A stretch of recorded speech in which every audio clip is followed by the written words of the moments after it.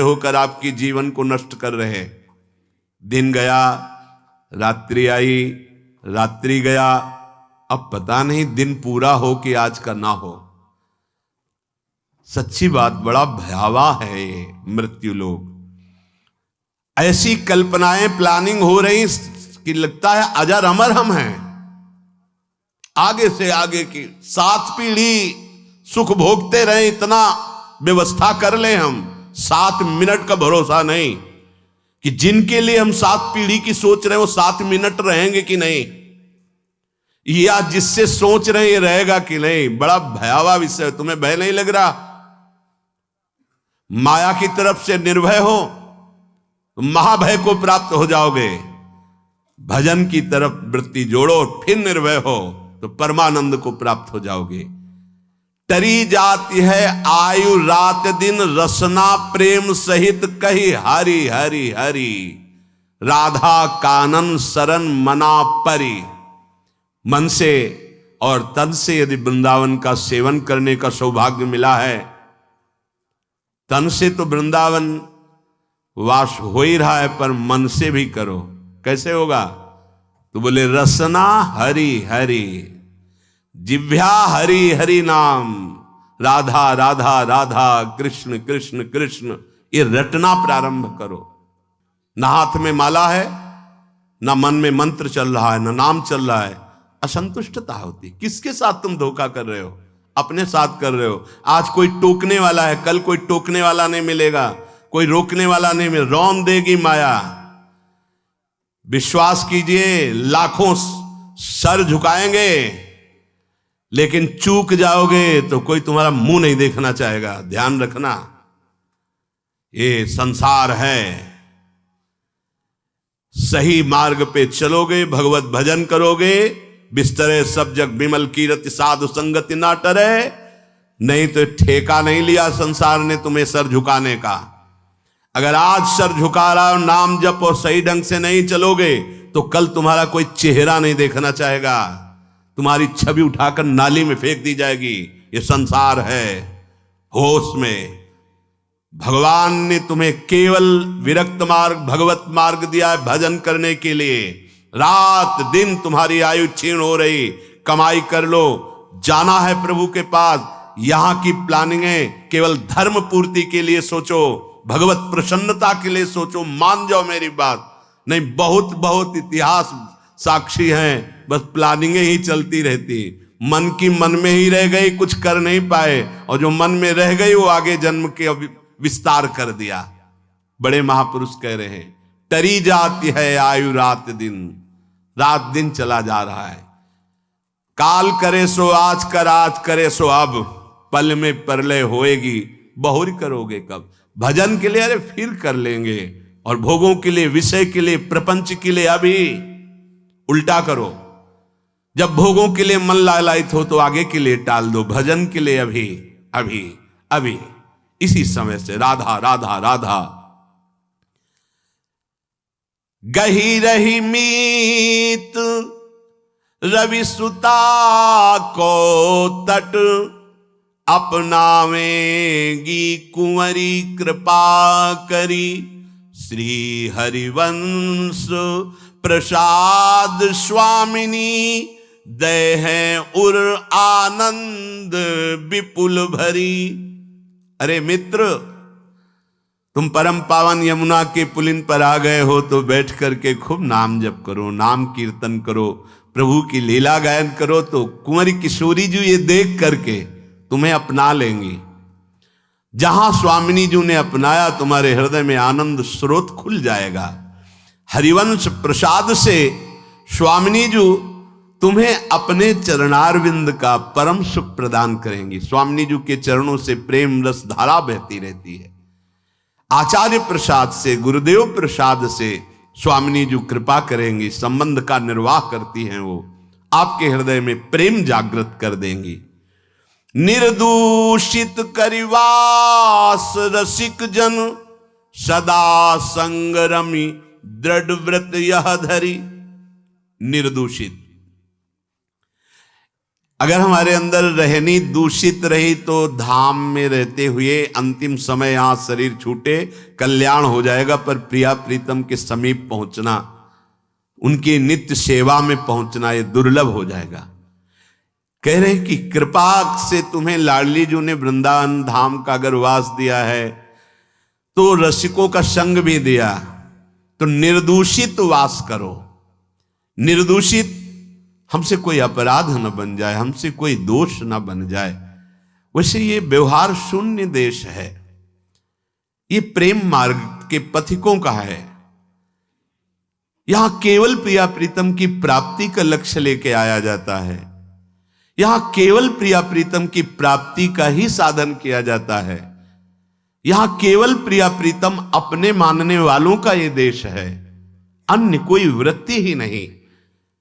निर्दूषित कर वास और रसिक जन संग सदा, दो बातें।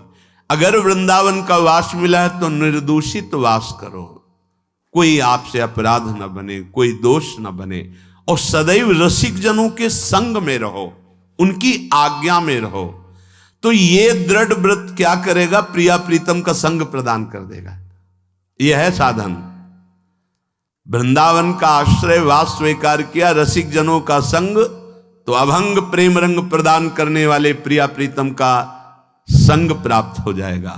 वृंदावन हित रूप चिंतवत कुंजनि विचरी प्रेम सो उर्भरी।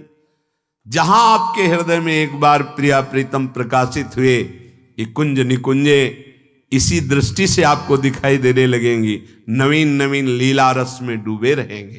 पर निर्दूषित कर वास रसिक जन, रसिक जनों का संग, तो फिर दुष्संग का त्याग, दुष्संग ना होने पावे। कल देवर्षि नारद जी के भक्ति सूत्र में दुष्संगः सर्वथैव त्याज्यः, सर्वथैव त्याज्यः, दुष्संग की पहचान तो कह रहे हैं जो शिष्णोदर परायण है, रसेंद्री के अच्छे अच्छे पदार्थ खाने के लिए जबान ललचाती है, जनेन्द्री भोग के लिए हर समय बावरे बने रहते हैं। शिष्णोदर परायण यद्यशद भी पथि पुनः शिष्णोदर कृतोद्यमैः आस्थितो रमते जंतुस तमो विशति पूर्ववत सत्यम शौचम दया मौनम बुद्धि श्रीर्यशः क्षमा समो दमो भगश्चेति यत्संगाद्याति संक्षयम तेषु शान्तेषु मूढ़ेषु खंडितात्म स्वसाधुषु संगम न कुर्याच्छोच्चेषु योषित क्रीडा मृगेषु च।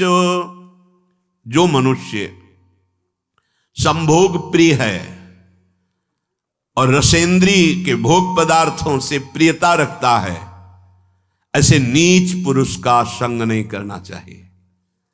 जो भगवान की भक्ति से रहित है, केवल शिष्ण और उदर परायण है, उनका संग नरकगामी बना देगा। भगवान मना कर रहे हैं। आस्थितो रमते जंतुस्तमो विशति पूर्ववतम। पूर्व में हम अनंत जन्मों में इन्हीं भोगों में फंसे रहे, आज हमें परमार्थ का मार्ग मिला है। यदि हमने कहीं ऐसे पुरुषों का संग कर लिया तो हमारा परमार्थ बिगड़ जाएगा। सत्यम शौचम दया मौनम बुद्धि श्रीर् यशः क्षमा समो दमो भगश्चेति यत्संगाद्याति संक्षयम। ऐसे दुष्ट संग से हमारे जीवन में सत्य का अभाव हो जाएगा। सत्य बोलना, सत्य मार्ग में चलना, सत्य चिंतन करना छूट जाएगा। पवित्रता नष्ट हो जाएगी, दया की जगह क्रूरता आ जाएगी, मननशीलता जो भगवत चरणारविंद की होनी चाहिए वो विषयों की होने लगेगी। हमारी बुद्धि, लज्जा, स्त्री, ईश्वर, ये सब भागवतिक सद्गुण नष्ट हो जाते हैं। अतएव दुष्ट संग न करे। ये जो अशांत चित्त है, मूर्ख है, भगवत विमुख हैं, नष्ट बुद्धि है, ये जो भोगों के खिलौने बने हुए हैं, ऐसे असाधु पुरुषों का कभी भी साधक संग न करे, नहीं तो नष्ट हो जाएगा। दुष्संग का त्याग प्रत्येक साधक को बड़ी सावधानी पूर्वक करना चाहिए। भगवत प्रेम या मोक्ष पदवी जो भी चाहिए वो तभी मिलेगा जब कुसंग का त्याग हो जाए। भगवान श्री रामचंद्र जी ने तो विभीषण जी से कहा कि बरु भल बास नरक कर ताता, दुष्ट संग जन देई विधाता। भगवान चाहे तो नरक का बास दे दे, अच्छा है, पर दुष्ट का संग ना मिले। नरक का बास क्यों अच्छा है? क्योंकि नरक भोगने से पाप नष्ट हो जाएंगे, हृदय पवित्र होगा, पर दुष्ट संग से हृदय में पाप बढ़ जाएंगे और अपवित्रता बढ़ जाएगी। दुष्ट संग बड़ा दुर्भाग्य उदय होता है तब मिलता है, जैसे बड़ा सौभाग्य उदय होता है, भगवत कृपा होती तब साधु संग मिलता है, ऐसे बड़ा दुर्भाग्य उदय होता है तब दुष्ट संग मिलता है। इंद्रियों का कोई भी विषय, अभी तक तो बाहरी दुष्संग की बात, अब कह रहे हैं अंदर दुष्संग की बात। व्यक्ति जनित दुष्संग और वृत्ति जनित दुष्संग, अब अंदर की बात। इंद्रियों का कोई भी विषय जो हमारे मन को प्रियालाल से अलग करके, सतमार्ग से अलग करके भोग लालसा पैदा कर दे, पाप लालसा पैदा कर दे, गंदे विचार बढ़ा दे, हमारे भगवत प्राप्ति से हमारे चित्त को चलायमान कर दे, वो दुष्संग है वृत्ति का। बड़ा सावधानी की जरूरत है। ये भगवत प्राप्ति का मार्ग चलना थोड़ा कठिन है, भगवत प्राप्ति नहीं कठिन है, क्योंकि हमारी वृत्तियां उसी में फंसी रही है। तो ऐसे सत्संग 10 वर्ष सुनो, और हमें लगता है कि अगर सही दुस्संग हो जाए तो 10 दिन में पूरा 10 वर्ष का चैप्टर बदल देगा। तो 10 वर्ष का सत्संग काम उतना नहीं किया, क्योंकि 10,000 जन्मों से हम दुस्संग में ही रहे हैं। तो जहां दुस्संग मिला तो मन राजी हो जाता है, यार बहुत जल चुके, 10 वर्ष हो गए। भगवत प्राप्ति के मार्ग से हमारे चित्त को चलायमान कर देने वाला दुस्संग हमारे पास भेजा जाएगा। बात समझना, माया ऐसे पार्षदों को भेजेगी। बहुत सावधान। अपने जीवन को केवल इसीलिए प्रारंभ हुआ था, प्रियालाल के लिए ही हमारा जीवन। हमें हर्षित नहीं होना किसी भी पद, व्यक्ति, वस्तु, स्थान में। अगर हर्षित हो गए तो मन फिर प्रियालाल में लगना बड़ा कठिन हो जाएगा। ये बालू का बांध है, एक बार फूटा तो दोबारा बनाना बड़ा मुश्किल है। सावधान। हमें ना कोई ऐसी चेतन वस्तु या जड़ वस्तु का दृश्य देखना है जो हमारे अंदर भोग वासना पैदा कर दे। जड़ के देखने से भी होता है क्या? हाँ, चित्र जड़ ही तो है। जो आप चलचित्र देख रहे हो जड़ ही तो है ना, उसमें कुछ हो थोड़ी रहा है, वर्तमान में थोड़ी हो रहा है, वो तो चित्र है। लेकिन वो चित्र तुम्हारे चित्त को बलात् आकर्षित करके भोगों में फंसा देगा। बहुत सावधान।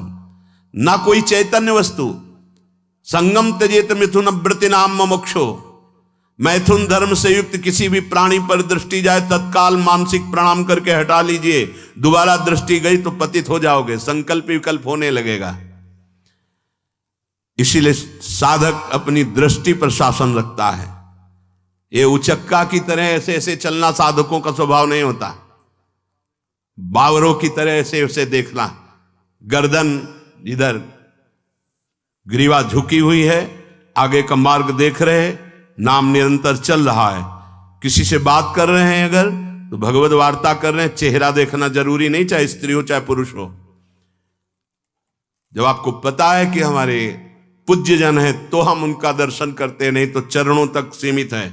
ऐसे बात की चल लिया, कोई भी रूप हमारे नेत्रों ने नहीं पकड़ा तो प्रियालाल के रूप में तन्मयता बढ़ेगी। बड़ी सावधानी से। एक नैमिषारण्य के संत भगवान थे, वो कभी नहीं देखते थे किसी की तरफ, बस ऐसे जैसे पूज्य श्री हरि बाबा, ऐसी ही दृष्टि है।